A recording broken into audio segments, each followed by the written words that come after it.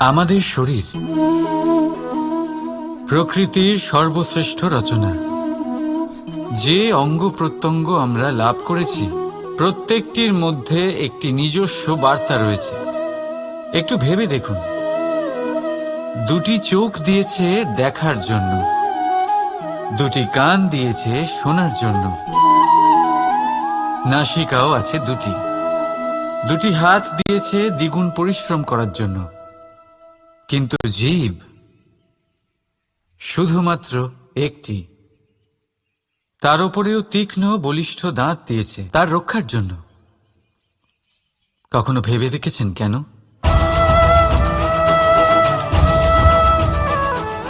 কারণ শব্দ আর শব্দের প্রয়োগ মানুষের সবচেয়ে বড় অস্ত্র, যার প্রয়োগ যত ভেবেচিন্তে করা যায় মানুষ তার জীবনে ততটাই উপরে উঠতে পারে। তাহলে মনে রাখুন, দেখুন, শুনুন আর বুঝুন বেশি, বলুন কম। রাধা রাধা। আমরা সকলে শক্তি অনুভব করতে চাই। এবার যদি আপনাকে জিজ্ঞেস করা হয় যে সবথেকে বেশি শক্তির অনুভব কোথা থেকে করা সম্ভব, তখন কেউ কেউ বলবেন পুষ্টিকর আহার গ্রহণ করলে, ব্যায়াম করলে, কেউ বলবেন ধন লাভ করলে, বন্ধুদের থেকে, পরিবারের থেকে, আদি ইত্যাদি। এইভাবে আপনি শক্তির অনুভব অবশ্যই করতে পারেন, কিন্তু সবথেকে বেশি শক্তির অনুভব যদি আপনি করতে চান তাহলে তা পাবেন শুধু একতার দ্বারা, সংগঠনের দ্বারা। যদি আপনাকে উদাহরণ দিই, নিজের এই হাতটাকে দেখুন, 5টা আঙুল রয়েছে। কোনো একটা বস্তুকে নিজের একটা আঙুল দ্বারা তুলে ধরার চেষ্টা করে দেখুন, বড়ই কষ্ট হবে। তখন আপনি বুঝতে পারবেন যখন এই 5টি আঙুল একত্রিত হয় তখন কোনো কাজ কতটা সহজ হতে পারে। এটাই হলো শক্তি, একতার। সব থেকে ভালো উদাহরণ যদি আপনাকে দিই তাহলে বাঁশি। এই বাঁশি থেকে অত্যন্ত মধুর সুর নির্গত হয় যা সবার মন প্রসন্ন করে দেয়। এই কথা সত্যি, কিন্তু এই বাঁশি আমি একটা বা দুটো আঙুল দিয়ে বাজাতে পারবো না। আমাকে প্রত্যেকটা আঙুল ব্যবহার করতেই হবে, তবেই এর থেকে মধুর সুর নির্গত হবে যা সকলকে প্রসন্ন করবে, ঠিক কি না? ঠিক এইভাবেই যদি আপনি চান যে আপনার জীবনরূপী বাঁশি থেকেও মধুর সুর নির্গত হোক বা সবার মনকে প্রসন্ন করে তুলুক, তাহলে আপনাকেও জীবনে একতা নিয়ে আসতেই হবে। আপনি একাও কর্ম করতে পারেন, পথ চলতেও পারেন, সামনেও এগোতে পারেন, সাফল্যও লাভ করতে পারেন। কিন্তু যখন সকলে একসাথে এগোবেন, সেই পথে চলবেন, সেই কর্মই করবেন, তখন লক্ষ্যে অবশ্যই পৌঁছবেন, সাফল্য অবশ্যই লাভ করবেন। কিন্তু সেই সাফল্য এবং তার আনন্দর সংমিশ্রণটাই একটু অন্যরকম হবে। তাই জীবনে ঐক্যবদ্ধ হন, একসাথে মিলে এগোতে থাকুন, আর আমার সাথে ভালোবেসে বলুন রাধা রাধা। মানুষ ভাবেন যে ধন অর্জন করা হলো অত্যন্ত গুরুত্বপূর্ণ। তিনি আজীবন ধন অর্জন করতে থাকেন, ধন অর্জন করার চেষ্টা করতে থাকেন। সে যাই হয়ে যাক না কেন, পরিশ্রম করতে থাকেন। স্বাস্থ্যের দিকে নজর দেন না, না উচিত সময় খাবার খান, না উচিত সময় ঘুমোতে যান, না পর্যাপ্ত সময় পর্যন্ত ঘুমন, কিছুই না। ধন অর্জন করতেই থাকেন, করতেই থাকেন। আর কিছু সময় পরে যখন তিনি অসংখ্য ধন লাভ করে ফেলেন, তখন তার সাথে ওনার শরীরে অনেক রোগ বাসা বাঁধে। এইসব রোগের উপচার করতে করতে সেই সমস্ত ধন যা উনি অর্জন করেছেন তা তিনি ব্যয় করে ফেলেন। শেষ পর্যন্ত কি হয়? আমরা যেভাবে এসেছি ঠিক সেইভাবেই ফিরে যাই, ধন এখানেই থেকে যায়। দেখুন, একটা অত্যন্ত গুরুত্বপূর্ণ কথা রয়েছে যে আপনার বোঝা উচিত। এই যে ধন, তার ব্যবহার করুন জীবনকে আরো ভালো করে তোলার জন্য। ধনের সদ্ব্যবহার করা উচিত, এমন যেন না হয় এই ধন আপনাকে ভোগ করে ফেলে। এই জীবনকে নিশ্চিত রূপে আরো শ্রেষ্ঠ করে তুলুন। কিন্তু এই ধন অর্জন করার এই প্রক্রিয়াতে নিজের সারা জীবনকে নষ্ট করে ফেলবেন না। এই জীবন উপভোগ করতে শিখুন, আর আমার সাথে ভালোবেসে বলুন রাধা রাধা। কথায় আছে, অন্ধকারে প্রদীপ প্রজ্বলিত করলে চতুর্দিক আলোকিত হয়। কিন্তু যদি এই প্রদীপ আমি সূর্যের আলোর সম্মুখে সকালবেলায় প্রজ্বলিত করে রেখে দিই, তাহলে কি হবে?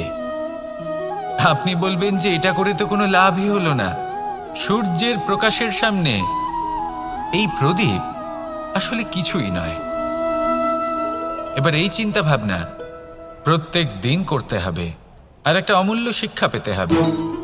মনে করুন যে আপনি মহাপুরুষের সামনে বসে আছেন, কোনো মহাজ্ঞানীর সামনে, তাহলে সেই ব্যক্তির সামনে নিজের জ্ঞানের প্রদীপ প্রজ্বলিত করবেন না, নীরব থাকুন আর সেই ব্যক্তির সূর্যের প্রকাশের মতো জ্ঞান প্রাপ্ত করুন। যতটা পারবেন জ্ঞান লাভ করুন। যদি এমন কোনো সময় এমন কোনো স্থানে আপনি আছেন যেখানে চতুর্দিক অন্ধকার, কারোর কাছেই জ্ঞান নেই, সেখানে নিজের জ্ঞানের প্রদীপ প্রজ্বলিত করুন। এমন করলে দুদিক থেকেই আপনার লাভ হবে। আপনার জ্ঞান প্রাপ্তিও হবে আর জ্ঞানের সঠিক প্রয়োগও করতে পারবেন। আর এই মন প্রসন্ন হয়ে বলবে, রাধা রাধা। মানুষের মধ্যে একটা বিচিত্র প্রবৃত্তি থাকে, অন্য সকলের বিষয়ে, তাদের জীবনের বিষয়ে, তাদের ব্যক্তিত্বের বিষয়ে, তাদের ভবিষ্যতের বিষয়ে অনুমান করা। এটা হলো অনুচিত। কারোর অতীতকালকে দেখে লোকে ভবিষ্যৎ বলে দিতে পারেন, বর্তমানকে দেখে ভবিষ্যতের বিষয়ে অনুমান করে ফেলেন। উদাহরণ দিতে হলে বলবো, কোনো দাসকে দেখুন, ওকে দেখে লোকে বলে যে ওর ভবিষ্যৎ সেটাই হতে পারে, অনুমান করে ফেলেন। আর এই রাজাকে দেখুন, উনি তো কত সুখী হবেন, উনি তো জগতের সব থেকে অধিক সুখী মানুষ, কত সুখ সুবিধা আছে ওনার কাছে, ধারণা করে ফেলেন। তবে সত্য তো এটাই যে কারোর ব্যক্তিত্বের বিষয়ে, তাদের ভবিষ্যতের বিষয়ে আপনি পূর্ণ সত্য কখনোই বলতে পারবেন না, শুধু অনুমান করতে পারবেন।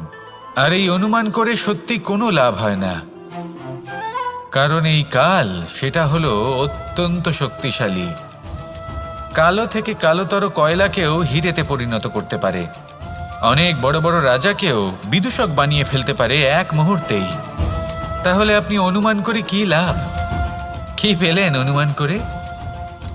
সেই জন্য কারোর বিষয়ে কোনো অনুমান করবেন না, তার ভবিষ্যতের বিষয়ে অনুমান করতে যাবেন না, কারোর বিষয়ে কোনো ধারণা করে নেবেন না। কিছু করতে হলে ভালোবাসুন, সবার মধ্যে ভালোবাসা ছড়ান, সবার মধ্যে ধন্যাত্মক ভাব ছড়ান। এই মন প্রসন্ন হয়ে বলবে, রাধা রাধা। কেউ বলে জীবন খুব ক্ষণস্থায়ী, কেউ বলে জীবন হলো একটা সুন্দর স্বপ্নের মতো, আবার কেউ বলবে জীবন হলো এক কঠোর সত্য। কিন্তু জীবন আসলে কি? জীবন হলো আপনারই প্রতিবিম্ব, একটা দর্পণ। অর্থাৎ আপনি জীবনকে সেইভাবেই পাবেন যেরকম আপনি নিজেকে প্রতিপন্ন করবেন। যদি আপনি দর্পণের দিকে তাকিয়ে হাসেন, তাহলে আপনি সামনে হাসি মুখী দেখতে পাবেন। এবার যদি আপনি গম্ভীর হয়ে থাকেন, তাহলে আপনি একজন রুষ্ট ব্যক্তি দেখতে পাবেন। শেষে সবথেকে বেশি গুরুত্বপূর্ণ হলো আপনার চেষ্টা। আপনাকে সবসময় চেষ্টা করতে হবে যাতে আপনি নিজেকে প্রসন্ন এবং ইতিবাচক মনোভাবে রাখেন। এটা হলো আপনারই উত্তরদায়িত্ব, তাকে পালন করুন। এই মনকে প্রসন্ন রাখুন, এই সংসারকে সুন্দর বলে মনে হবে। আর এই মন প্রসন্ন হয়ে বলবে, রাধা রাধা। মানুষের একটি সমস্যা আছে যে মানুষ সাফল্যকে মাপতে থাকেন, লক্ষ্যপ্রাপ্তিকে মাপতে থাকেন এবং তার তুলনা করতে থাকেন যে ও এত কিছু পেল আর আমি পেলাম না, ওর কাছে এত কিছু আছে কিন্তু আমার কাছে নেই। এই তুলনা করার জন্য ওনারা দুঃখী হয়ে পড়েন, নিরাশ হয়ে পড়েন। তাই আমি একটা প্রশ্ন করছি যে এটা কি উচিত? এই সংসারে আপনি কি নিয়ে তুলনা করবেন, যেখানে সূর্যদেব চন্দ্রমা দুজনেই আছেন, দুজনেই হলেন বিশেষ, দুজনেই নিজ নিজ সময়ে উদিত হন। এদের মধ্যে একজন না থাকলে তাহলে আমাদের জীবন কঠিন হয়ে পড়বে। ঠিক সেইভাবেই আপনি যদি একটা বড় রেখা অঙ্কন করেন, তাহলে অন্য রেখাটি ছোট হয়ে পড়ে না, সে তেমনই থাকে যেমনটা সে ছিল। আপনার অস্তিত্ব কখনো ছোট বা বড় হতে পারে না। শুধু তুলনা করার জন্য আপনার এটা মনে হতে পারে। যদি আপনি যুদ্ধ করতে চান, আপনার তলোয়ারের প্রয়োজন পড়বে। যদি বস্ত্র তৈরি করতে চান, এত বড় তলোয়ার দিয়ে কিছুই হবে না। তখন প্রয়োজন পড়বে একটা ছোট্ট সূচের। তাই তুলনা করবেন না, না নিজেকে ছোট মনে করবেন, না অন্য কাউকে। সবার সাথে সহযোগিতা করুন, আর যদি তুলনা করতেই হয় নিজের সাথে করুন, যে কাল আমি কেমন ব্যক্তি ছিলাম, আজ কি তার থেকে শ্রেষ্ঠ হয়ে উঠতে পেরেছি।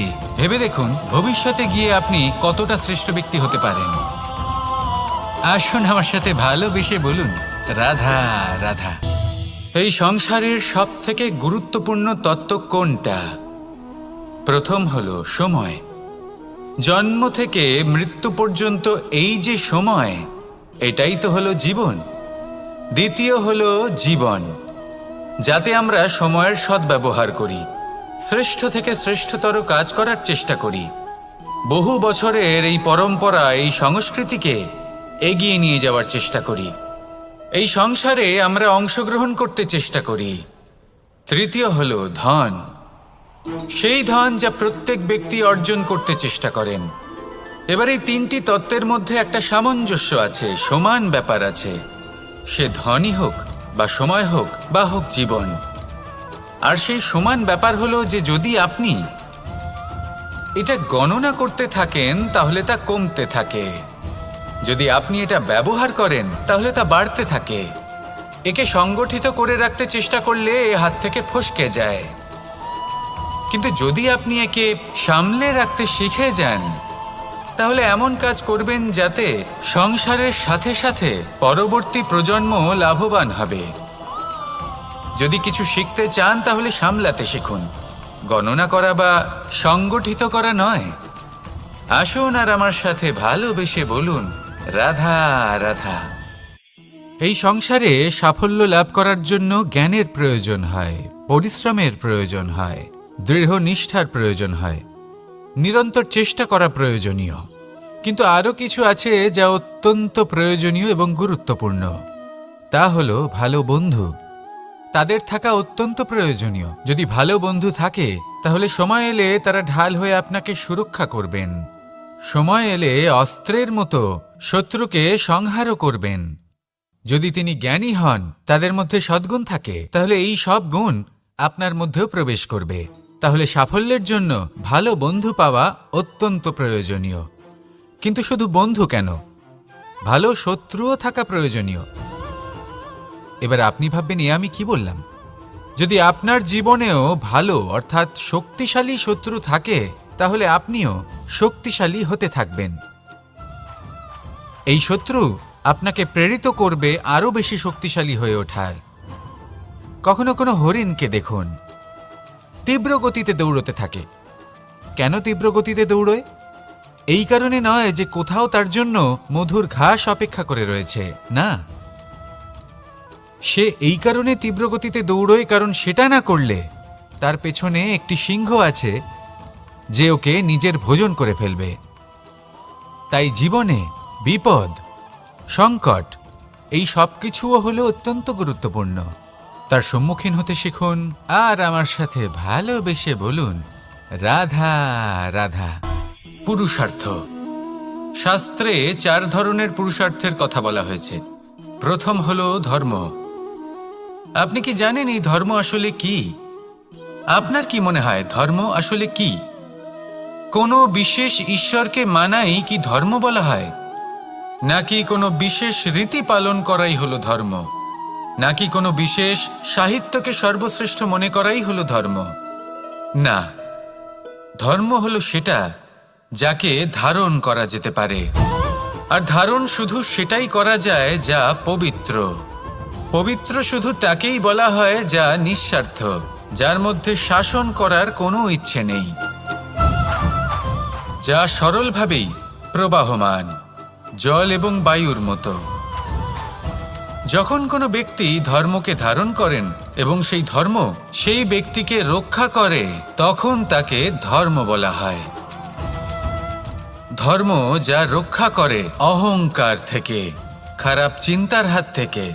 সেই জন্য পুরুষার্থ গড়ে তোলার আগে, ধর্ম পালন করার আগে ধর্মের প্রকৃত অর্থ কি সেটা বুঝে নিন। এটা জেনে রাখুন যে সমস্ত ধর্মের আধার, সমস্ত ধর্মের ভিত শুধুমাত্র ভালোবাসা। আসুন আর এই ভালোবাসার সাথেই বলুন, রাধা রাধা। কখনো কোনো বাগানের কোনো বৃক্ষকে দেখেছেন যেখানে সুগন্ধি ফুল থাকে, রসালো ফল থাকে? তখন মন প্রফুল্ল হয়ে ওঠে, মন থেকে সেই বৃক্ষের প্রতি ভালোবাসা জন্মায়। কিন্তু যিনি বাগানের মালিক, শুধুমাত্র তিনিই জানেন যে কিভাবে এই বৃক্ষকে আগলে রাখতে হয়, কিভাবে তার পরিচর্যা করলে এতে সুন্দর সুগন্ধি ফুল হবে, রসালো ফল হবে। কখনো কখনো প্রয়োজনের থেকে বেশি রোদ পেলে এই বৃক্ষগুলি শুকিয়ে যায়, প্রয়োজনের থেকে কম রোদ পেলেও এই বৃক্ষ কিন্তু শুকিয়ে যায়। প্রয়োজনের থেকে কম জল যদি পায়, এই বৃক্ষ শুকিয়ে যেতে পারে। প্রয়োজনের থেকে অতিরিক্ত জল যদি পায়, তখনও এই বৃক্ষের শিকড়গুলি নষ্ট হয়ে যেতে পারে। এবার এটাই কিন্তু আমাদের সংসারের সাথেও হয়। আমাদের সংসারের সকল প্রতিভাশালী ব্যক্তি, যেমন লেখক, বিচারক, প্রবক্তা, যোদ্ধা, এদের সবার ক্ষেত্রে এই কথাটাই প্রযোজ্য। যদি বেশি প্রশংসা করা হয়, তাহলেও এরা হারিয়ে যাবেন। প্রয়োজনের থেকে বেশি যদি নিন্দা করা হয়, তখনও তারা নত হয়ে পড়বেন। তাহলে আজ আমি এদের রক্ষা করুন কাহিনী শোনাবো, নিজেদেরও। এটা কোনো মনে রাখবেন, একটা দুজন বোন জাতাকলে গম পেশায় জেনে রাখুন কখন কোন নিন্দায় আপনি লজ্জিত হবেন ছিলেন। তিনি সময় সময় সেখান থেকে ছোট ছোট দানা তুলে নিজের মধ্যে অহংবোধ জাগ্রত করছিলেন। এবার দেখতে দেখতে গম পেশাই সমাপ্ত হয়ে বলবে, এবার পেশাই করা গম নিয়ে সেই দুজন বোন বাড়ি ফিরে আসছিলেন এবং তাদের ফেরার পথে হঠাৎ করে কোথাও থেকে একটি বাছুর চলে এলো। এই দুই বোন ভয়ভীত হয়ে গেলেন আর তাদের হাত থেকে সেই আটা পড়ে গেল, মাটিতে মিশে গেল। এবার এই পুরো ঘটনাক্রমে যদি কারোর বিন্দুমাত্র লাভ হয়ে থাকে, বিন্দুমাত্র আনন্দ পেয়ে থাকে, তাহলে সে কে? সেই ছোট বোন, যিনি মাঝে মাঝেই গমের দানা তুলছিলেন এবং খাচ্ছিলেন। কিছুটা হলেও উনি আনন্দ লাভ করেছিলেন।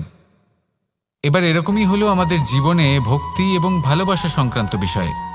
মানুষ নিজের জীবনের দৈনিক কাজে এতটাই ব্যস্ত হয়ে পড়েন, প্রত্যেকদিন শুধু কাজ কাজ কাজ কাজ করতে থাকেন, আর তাতে ভক্তি এবং ভালোবাসার জন্য সময় বার করতেই পারেন না। দেখুন, জীবনে ভক্তি আর প্রেমের এই যে ছোট ছোট মুহূর্ত আছে, এগুলো যদি আপনি যাপন করতে পারেন, তাহলে তাতেই আপনি তৃপ্তি লাভ করবেন। বাকি সবই আপনার ব্যর্থ বলেই মনে হবে। জীবনে যখনই আপনি কোনো কাজ করবেন, ঈশ্বরের প্রতি সমর্পিত হয়ে সেই কাজ করুন। আর যখনই সময় পাবেন, তাহলে সেই সময় নিজের আপনজনদের দিন, যাদের আপনি ভালোবাসেন, তাদের প্রতি যত্নবান হন, তাদের শুভাকাঙ্ক্ষী হন। এই প্রেম আর ভক্তির ছোট ছোট মুহূর্তগুলো আপনার জীবনকে চরিতার্থ করে তুলবে। আসুন আমার সাথে ভালোবেসে বলুন, রাধা রাধা। আমরা সবাই সূর্যকে সম্মান করি, ওনাকে শ্রদ্ধা করি, ওনাকে পুজো করি। এই সূর্য আমাদের শক্তি প্রদান করেন, প্রকাশ প্রদান করেন। কখনো কখনো উষ্ণতা এতটাই বাড়িয়ে তোলেন, এতটাই তপ্ত করে তোলেন, আমাদের একথা মনে হয় যে আমাদের এই শরীর জ্বলে যাচ্ছে। তখনও আমরা বিরোধিতা করি না, তাকে কটু কথা শোনাই না, আমরা সসম্মানে তা গ্রহণ করি। কেন কেন করি? কারণ আমরা জানি যে সন্ধেবেলা যখন সূর্যাস্ত হবে, তখন শুধুমাত্র অন্ধকার বাকি থাকবে। ঠিক কিছুটা এরকমই হয় আমাদের মাতা পিতাও, যিনি আমাদের জন্ম দেন, আমাদের ভরণ পোষণ করেন, আমাদের বড় করেন, আমাদের প্রেম প্রদান করেন। কখনো কখনো তাদের মুখ থেকে কটু কথা নিঃসৃত হয়, আমাদের দুঃখ হয়, কিন্তু তখন আমাদের এটা বোঝা উচিত এগুলি নিঃসৃত হচ্ছে আমাদেরই মঙ্গলের জন্য। যেমন সূর্যদেব, উনিও উত্তাপ দিয়ে থাকেন আমাদেরই মঙ্গলের জন্য, যাতে ফসল পাকতে পারে, যাতে জল বাষ্প হয়ে মেঘ হতে পারে, বৃষ্টি হতে পারে, আর এই সংসারে নিরন্তর জলের প্রবাহ থাকে।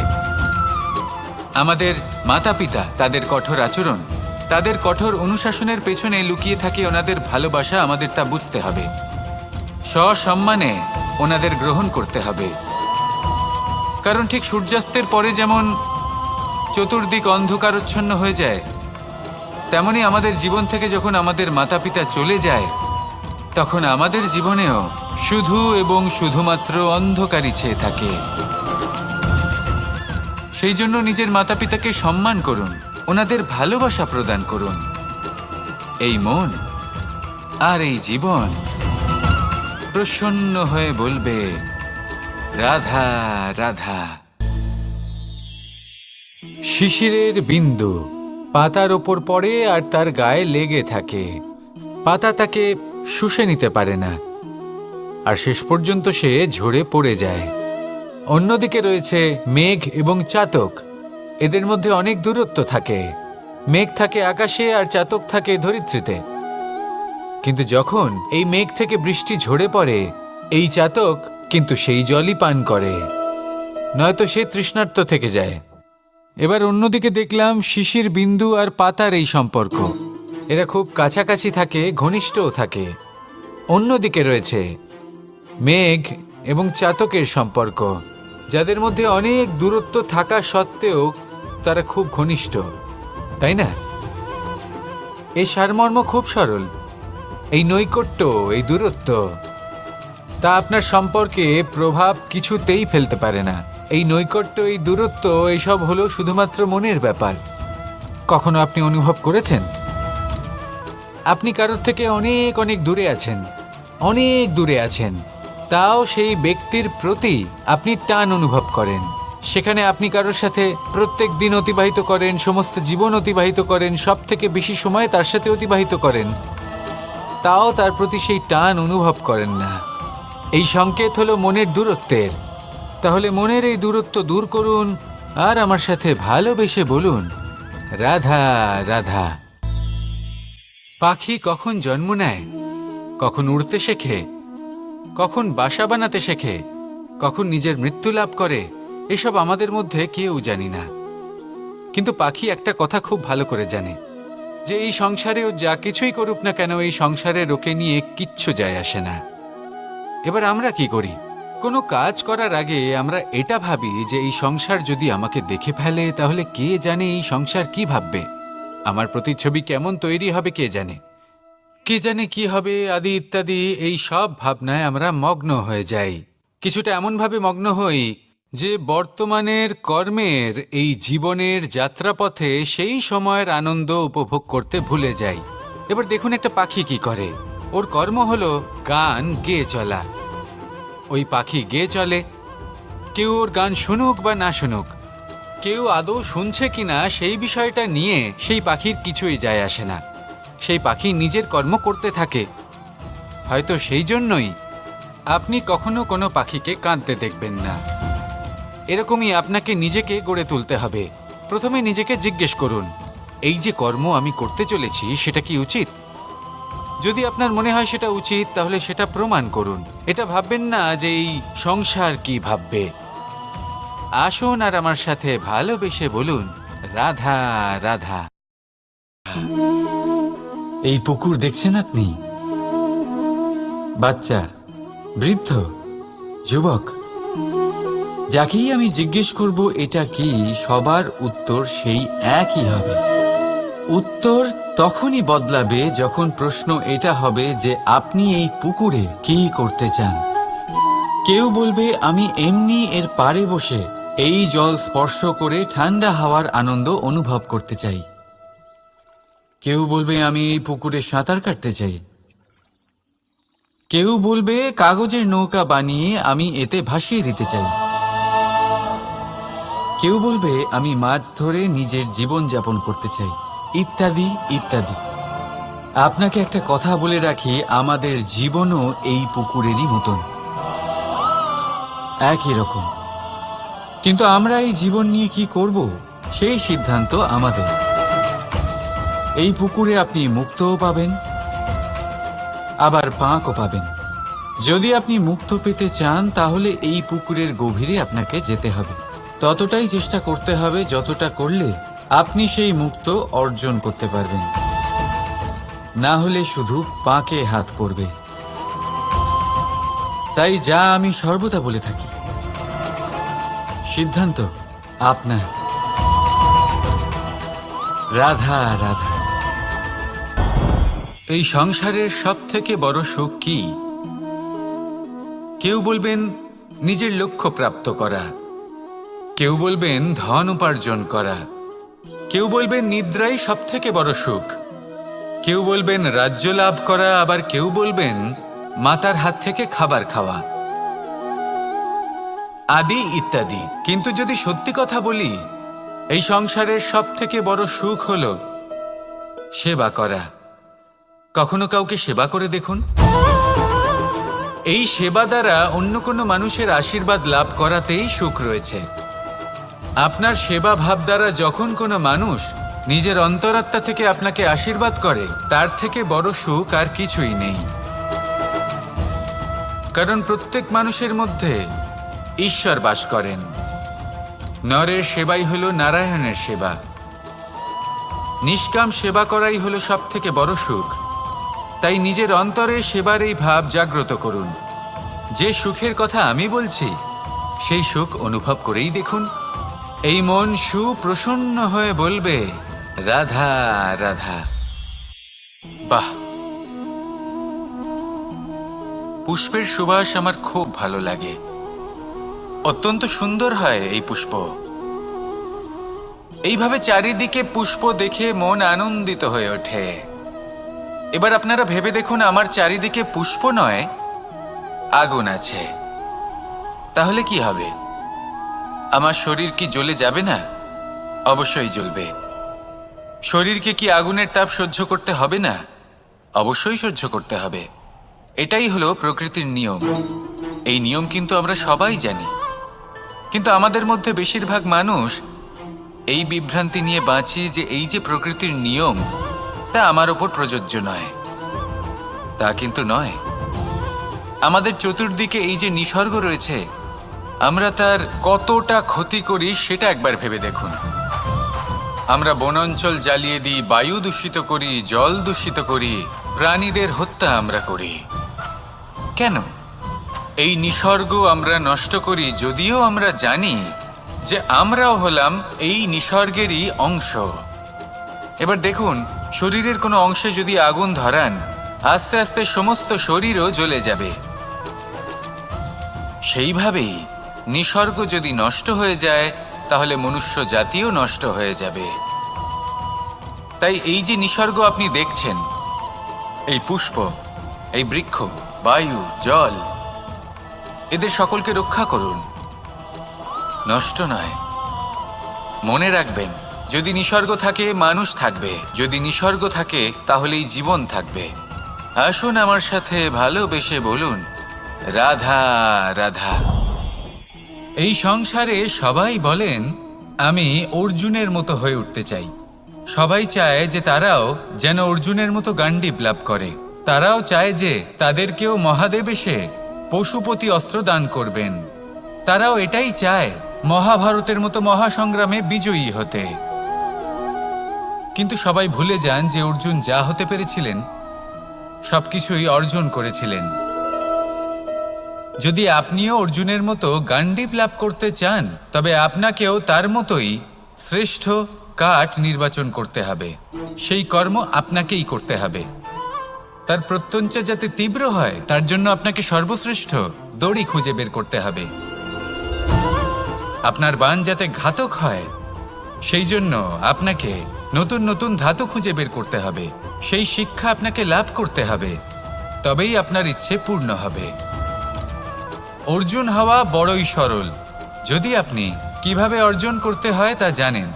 শুধুমাত্র স্বপ্ন দেখেন যারা, তারা কখনোই অর্জন করতে পারবেন না। কিন্তু যদি কেউ অজ্ঞাতবাস ভোগ করতে পারে, যদি কেউ লাক্ষাগৃহ থেকে পালিয়ে বাঁচতে পারে, যদি কেউ কঠোর তপস্যা করতে পারে, প্রতীক্ষা করতে পারে এবং পরিশ্রম করতে পারে, তাহলে সে অর্জুন অবশ্যই হয়ে উঠবে। যদি আপনি অর্জুন হয়ে উঠতে চান, তাহলে কর্ম করতে শিখুন আর আমার সাথে ভালোবেসে বলুন, রাধা রাধা। জীবন থাকলে লক্ষ্য অবশ্যই থাকবে। যদি লক্ষ্য থাকে, তার পথ অবশ্যই থাকবে। যদি পথ থাকে, তাহলে বাধা অবশ্যই থাকবে।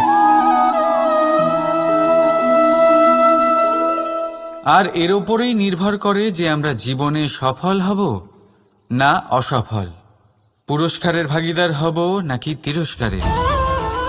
মনে করুন আপনাকে একটা কাজ করতে হবে, আপনাকে পর্বত আরোহণ করতে হবে, আর সেই পথের ঢাল আপনাকে একাধিকবার ফেলে দেবে, পাথর আপনাকে একাধিকবার আহত করবে। এই অবস্থায় কি করবেন? সাধারণ মানুষ বেছে নেয় প্রতিশোধ। সেই পর্বতকে নষ্ট করে দেওয়ার চিন্তা ভাবনা করে, তার ভিতকে নড়িয়ে দেওয়ার কথা ভাবে সেই মানুষ। কিন্তু পর্বতকে তো কেউ নষ্ট করতে পারে না।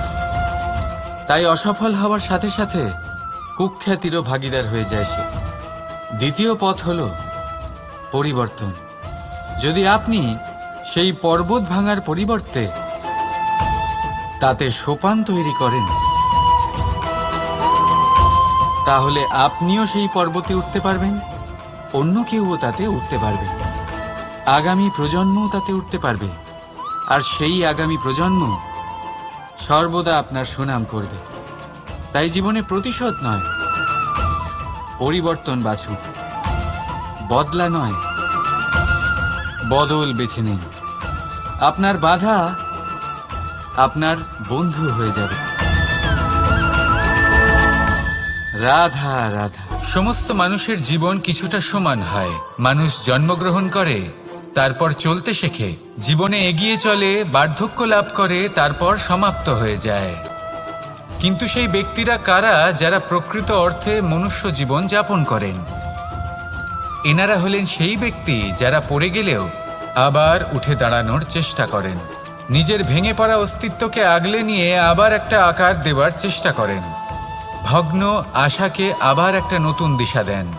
অসফল হওয়ার পরেও থামেন না, আবার এগোতে থাকেন। অসফল হওয়ার পরে যদি আপনি থেমে যান, তাহলে সাফল্য আপনার সামনে অপেক্ষা করে, কিন্তু আপনি তা দেখতে পান না। তাই জীবনের সংঘর্ষে অংশগ্রহণ করতে শিখুন। জীবনের সংঘর্ষ থেকে পালাবেন না। আসুন আমার সাথে ভালোবেসে বলুন, রাধা রাধা। একবার একটা শেয়াল বনে বিচরণ করছিল। ও একটা ছোট্ট শাবক দেখতে পেল। ও ভাবল, আজ একেই আমি খাবার হিসেবে গ্রহণ করব। আশেপাশে দেখলেও কেউ দেখছে না তো, কেউ ছিল না, আর সেই শাবকের ওপর আক্রমণ করল, যা হলো একটা ঘোর অপরাধ। বনের নিয়ম অনুসারে আপনি কখনোই শাবকের ওপর আক্রমণ করতে পারেন না। তারপর এই খবরটা যখন রাজা সিংহ জানতে পারলেন, সভার আয়োজন করলেন। কিন্তু সেখানে শেয়াল বলল, আমি তো এরকম কিছু করিনি। কিন্তু যদি আপনি এরকম বলেন, কোনো প্রমাণ দিন, এর কোনো সাক্ষী আছে? তখন রাজা সিংহ পেঁচাকে ডেকে পাঠালেন, যে সেই মুহূর্তে বৃক্ষের শাখার ওপর বসেছিল, সে সব কিছু দেখেছিল। পেঁচা সব সত্যি কথা বলল, আর শেয়ালকে মৃত্যুদণ্ড দেয়া হলো। এবার এই কাহিনী আমি আপনাকে কেন শোনালাম? কারণ মানুষও কখনো কখনো এরকম কর্ম করেন যা শিয়াল করেছে। এটা ভাবেন কেউ দেখছে না, যখন আমি অনুচিত কর্ম করতেই পারি। কিন্তু না, আপনি যাই করুন না কেন, কেউ না কেউ অবশ্যই তা দেখছে। কোনো ব্যক্তি না হলেও কোনো প্রাণী, না হলে কোনো যক্ষ বা দেব বা প্রেত। যদি এনারা কেউ না দেখেন, তাহলে ধরিত্রী মাতা দেখেন, যেখানে দাঁড়িয়ে আপনি সেই কর্ম করছেন, তাই না? তাই একটা কথা সবসময় মনে রাখবেন, কে দেখছেন কে দেখছেন না সেই বিষয়ে ভাবা ছেড়ে দিন। এটা খুব সহজ কথা। আপনি যদি উচিত কর্ম করেন, উচিত ফল পাবেন। যদি অনুচিত কর্ম করেন, তাহলে আপনি অনুচিত ফল অবশ্যই পাবেন। সেই জন্য উচিত পথে চলতে থাকুন, উচিত কর্ম করতে থাকুন, আর আমার সাথে ভালোবেসে বলুন, রাধা রাধা। আপনি কখনো কোনো বাজকে নিজের বাসা বানাতে দেখেছেন? এই বাজ যখনই কোনো বাসা বানায়, তখন উঁচু গাছের ডালে বা কোনো পর্বতের শিখরে বাসা বানায়, অনেক উচ্চতায়, আর সেখানে তার সন্তানও জন্মগ্রহণ করে। যখন এই সন্তানেরা জন্মায়, তখন এই বাজ খুবই ভালোবেসে এবং খুব সাবধানে এদের পালন পোষণ করে। নিজের ঠোঁট দিয়ে তাদের ঠোঁটে খাবার পরিবেশন করে। কিন্তু যেই সেই সন্তানেরা হৃষ্টপুষ্ট হয়ে যায় এবং সেই কথা বাজ নিজে বুঝতে পেরে যায়, সেই বাজ নিজেই সেই বাসা ছিন্ন ভিন্ন করে দেয়।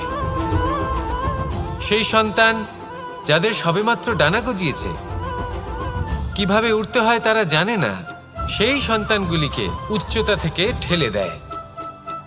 সেই সন্তান প্রথমে ভয়ভীত হয়ে যায়। তারা সামনে মৃত্যুকে দেখতে পেয়ে ভয়ের কারণে তাদের ডানা ঝাপটাতে থাকে, আর সেই প্রক্রিয়াতেই সেই সন্তানগুলি উড়তে শুরু করে দেয়। এবার এই ঘটনায় আমরা কি শিক্ষা পেতে পারি? এটাই, যদি আপনি মাতা পিতা হন তাহলে নিজের সন্তানকে অবশ্যই স্নেহ করুন, কিন্তু তাদেরকে নিজের আঁচলের তলায় বেঁধে রাখবেন না। যদি আপনি চান আপনার সন্তান জীবনে উন্নতি করুক, তাহলে নিজের মুঠো থেকে তাদের স্বতন্ত্র করে দিন। এই সংসারে সংঘর্ষ করতে দিন। সেই সন্তান নিজেই বুঝতে পারবে যে জন্মের সময় পাওয়া ডানা কি করে ব্যবহার করতে হয়। আর আপনার চোখের সামনে আপনার সন্তান এই আকাশে উড়তে থাকবে। তাহলে আসুন আমার সাথে ভালোবেসে বলুন, রাধা রাধা। সংসারে সবচেয়ে পবিত্র মানা হয় গঙ্গা জলকে। কখনো ভেবে দেখেছেন কেন? কারণ গঙ্গা জলের আবির্ভাব অত্যন্ত শুদ্ধ হয়, তার জন্ম শুদ্ধ হয়, যেখান থেকে তার শুরু সেটাই শুদ্ধ হয়। আর শুরুটা শুদ্ধ হওয়া অত্যন্ত আবশ্যক। আমাদের জীবনে সবই শুরু হয় আমাদের ভাবনা থেকে। নিজের ভাবনাকে শুদ্ধ রাখুন, কারণ এই ভাবনা থেকেই আবির্ভাব হয় শব্দের। আপনার শব্দ শুদ্ধ রাখুন, কারণ এই শব্দ দ্বারাই আপনার কাজ সম্পন্ন হয়।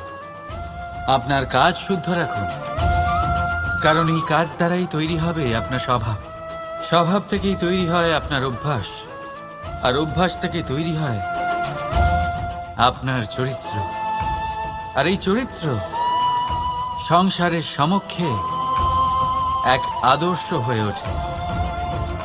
তাই ভাবনা থেকে আদর্শের এই যাত্রা শুভ তখনই হয়ে ওঠে যখন আপনার ভাবনা শুদ্ধ হয়। এই সংসারে, এই জীবনে নিজের ভাবনা শুভ রাখলে, শুদ্ধ করলে আপনার মন সুপ্রসন্ন হয়ে বলবে, রাধা রাধা। মানুষ জন্মগ্রহণ করে, তার সাথে ভয়েরও জন্ম হয়। ছোটবেলা থেকেই আমাদের মনে কোনো না কোনো প্রকারের ভয় থেকেই যায়। কেউ এই বিষয়ে ভয় পায় যে তার কোনো বস্তু তার থেকে দূরে চলে যাবে। কেউ এই বিষয়ে ভয় পায় যে আমি নিজেকে হারিয়ে ফেলব। কেউ এই ভেবে ভয় পায় যে আমার প্রিয়জনেরা তারা যেন আমার থেকে দূরে না চলে যায়। কেউ এই ভেবে ভয় পায় যে আমরা যেন পথ না হারিয়ে ফেলি, আদি ইত্যাদি। কিন্তু সত্যি কথা বলতে, ভেবে দেখুন এই ভয় বাস্তবে কি? শুধুই একটা মনস্থিতি, আর কিছুই নয়। যা কিছু আপনি জীবনে পেয়েছেন তা একদিন আপনাকে হারাতে হবে। এই জীবন হলো আপনারই, কিন্তু তাও একদিন সমাপ্ত হবে। তাই ভয় পেয়ে কি লাভ? এই ভয় শুধু আপনাকে জীবনযাপন করা থেকে বাধা দিচ্ছে, আর কিচ্ছু নয়। পথ হারিয়ে ফেললেই বুঝতে পারবেন যে নতুন পথ কিভাবে বানাতে হয়। কিছু মানুষকে জীবন থেকে হারালে তবেই আপনি বুঝবেন যে আপনার আপনজনকে। এই ভয়ের কারণে ভীত হয়ে থাকবেন না। এই তারা নক্ষত্র অন্ধকারের অভাবে গুরুত্ব হারায়। শিবকেও মহাদেব হওয়ার জন্য বিষপান করতে হয়েছিল। প্রত্যেক পরিস্থিতি, প্রত্যেক সাফল্য আপনার পরীক্ষা নেবে, তাতে উত্তীর্ণ হওয়া হলো আপনার কর্ম। যখনই আপনি ভয় পাবেন বা সংকটের সম্মুখীন হবেন, তখন সাহসের সাথে তার সম্মুখীন হন। মনে রাখবেন, যে সম্মুখীন হতে জানে সাফল্য তার সাথে সবসময় থাকে। আসুন আর আমার সাথে ভালোবেসে বলুন, রাধা রাধা। আমাদের হাতটা দেখুন। এই হাতে 5টা আঙুল আছে, যা ভিন্ন ভিন্ন ধরনের। একরকম কেন নয়? কারণ হলো প্রত্যেকের নিজের নিজের গুরুত্ব আছে, নিজের নিজের মাহাত্ম্য আছে। এরা ভিন্ন, তাই একত্রিত হয়ে মুষ্টিবদ্ধ করা সম্ভব, যার দ্বারা আমরা আত্মরক্ষাও করতে পারি, আবার আক্রমণও করতে পারি। যদি 5টি আঙুল সমান হতো তাহলে মুষ্টিবদ্ধ হতে পারত না, নিজেদের মধ্যে বিভ্রান্তির সৃষ্টি করত। এবার এরকমই কিছু আমাদের সংসারেও হয়। আমাদের দেশ যেখানে একটি ভূমির ওপর ভিন্ন ভিন্ন ধর্মের মানুষ বাস করেন, ভিন্ন ভিন্ন জাতি, ভিন্ন ধর্ম, ভিন্ন ভাষা। কিন্তু যদি আমরা এটা ভাবি যে কিভাবে এই দেশকে কল্যাণের পথে নিয়ে যাওয়া যায়, কিভাবে এর বিকাশ করা সম্ভব, তাহলে আমাদের একত্রিত হওয়া শিখতে হবে। যেইভাবে 5টা আঙুল একত্রিত হয়, মুষ্টিবদ্ধ হয়, সেইভাবেই আপনার যে ভাষাই হোক, যে ধর্মই হোক, যে জাতি হোক না কেন, ঠিক আছে, আবশ্যক হলো আপনার নিজের কর্মভূমির সাথে, আপনার ধরিত্রীর সাথে যুক্ত থাকা, সাথে থাকা। তবেই দেশের উন্নয়ন সম্ভব, তবেই এই দেশ স্বতন্ত্র থাকবে, সফল হবে, আর এই মন প্রসন্ন হয়ে বলবে রাধা রাধা।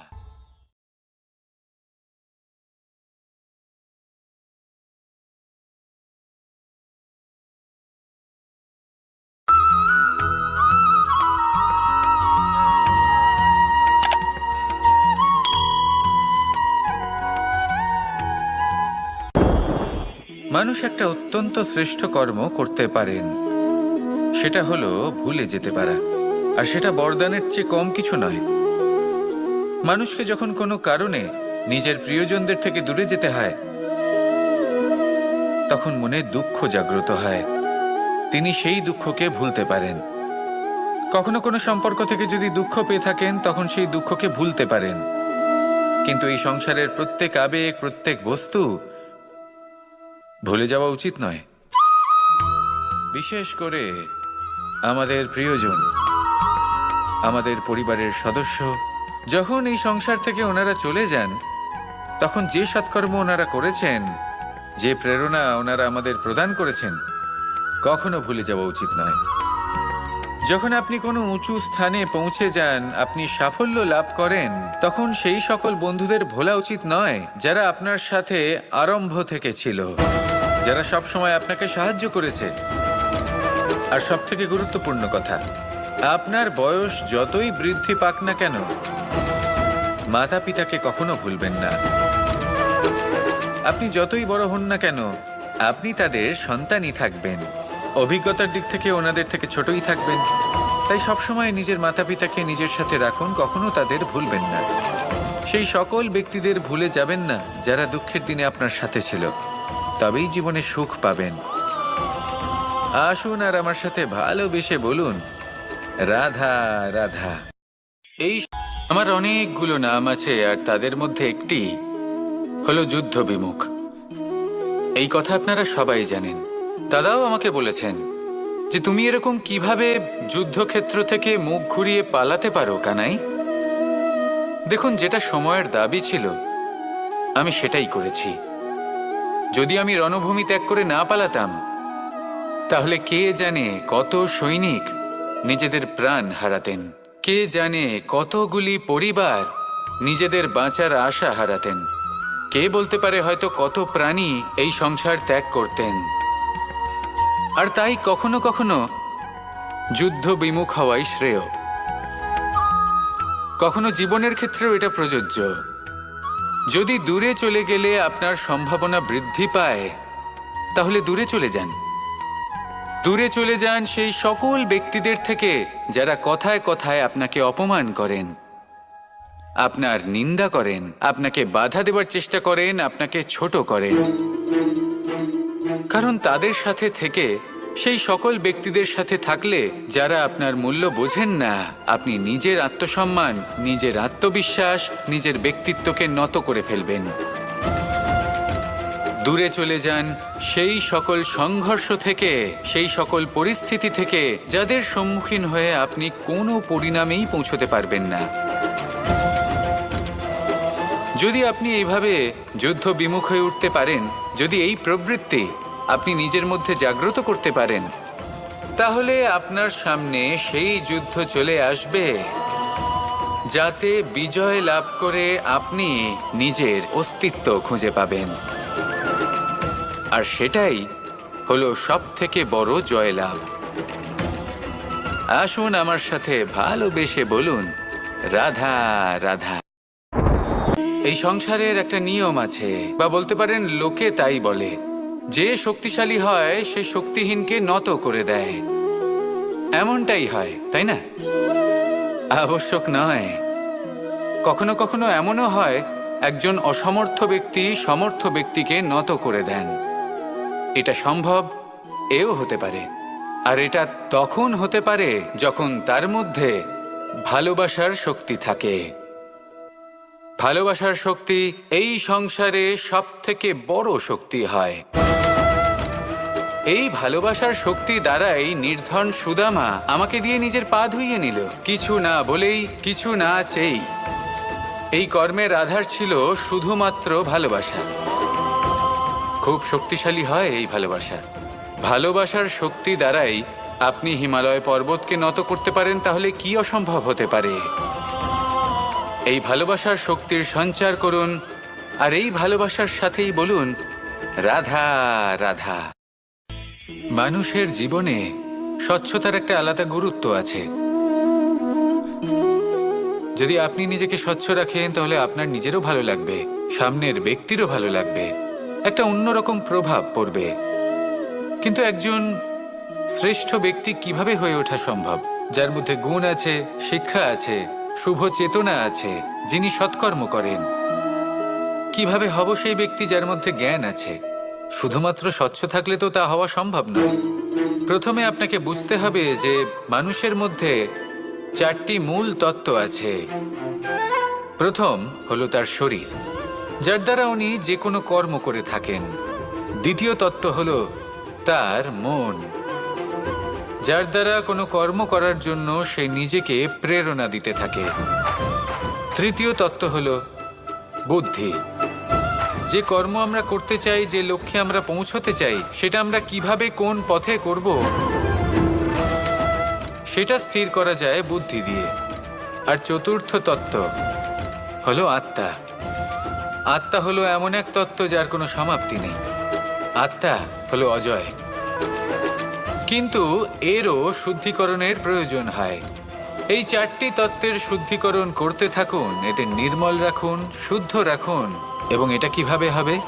শুভ চেতনা দ্বারা, জ্ঞানের দ্বারা, এবং সবথেকে বেশি গুরুত্বপূর্ণ প্রেমের দ্বারা। আসুন আমার সাথে ভালোবেসে বলুন, রাধা রাধা।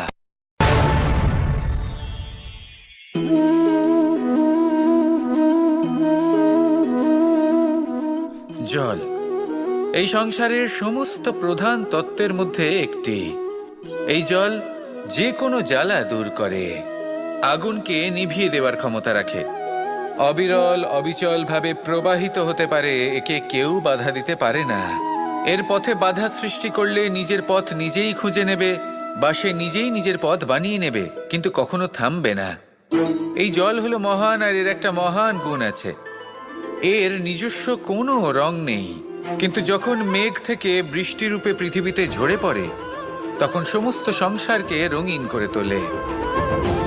যেখানে খরা হয়েছে সেখানে শ্যামল করে তোলে, যে স্থান শ্যামল সেখানে ভিন্ন ভিন্ন প্রকারের পুষ্প ফুটিয়ে তোলে। এই জল, এই জলের মতন আমাদের হতে হবে। ওর যেমন কোনো রং নেই, আমাদেরও যেন কোনো অহংকার না থাকে। শুধু কর্মের এই ধারাতে বইতে থাকুন, এই সংসারের মঙ্গল করতে থাকুন, শ্রেষ্ঠ কর্ম করতে থাকুন। এই সংসারকে এটা বলার কোনো প্রয়োজন নেই যে আপনি কে। আপনি যদি কর্ম করতে থাকেন তাহলে এই সংসার নিজে থেকেই আপনার মূল্য জানতে পারবে, আর তখন এই মন প্রসন্ন হয়ে বলবে, রাধা রাধা। একদিকে হলো আঙুর আর অন্যদিকে কিশমিশ। দেখতে গেলে এই দুটোই সবারই খুব প্রিয়, শিশু হোক, যুবক হোক, বা কোনো বৃদ্ধ ব্যক্তিই হোক না কেন। আর দেখতে গেলে এই কিশমিশ, এটা আঙুর থেকেই আসে, তারই অন্য একটি রূপ। কিন্তু কখনো হাটে যান আর গিয়ে জিজ্ঞেস করুন যে এই কিশমিশ আর আঙুর, এই দুইয়ের মধ্যে অধিক মূল্য কার? আপনিও নিশ্চয়ই জানবেন যে কিশমিশের মূল্য আঙুরের থেকে অনেক গুণ বেশি। এবার এরকম কেন হয়? এর পেছনে কি কারণ থাকতে পারে?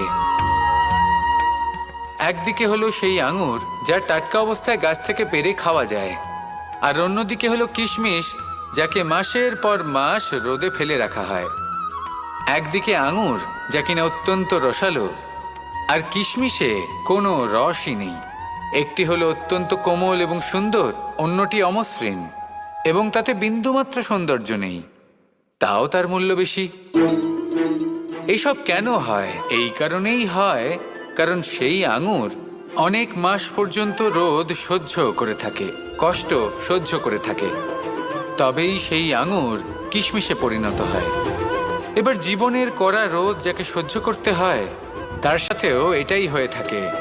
তারও মূল্য আপনা থেকেই বৃদ্ধি পায়। আপনার জীবনে আপনার গুণ, আপনার প্রতিভা, তা অত্যন্ত গুরুত্বপূর্ণ। কিন্তু যখন আপনি অভিজ্ঞতা লাভ করেন, তখনই সেই অভিজ্ঞতা আপনার গুণ এবং প্রতিভাকে আরও অনেক বেশি শ্রেষ্ঠ করে তোলে।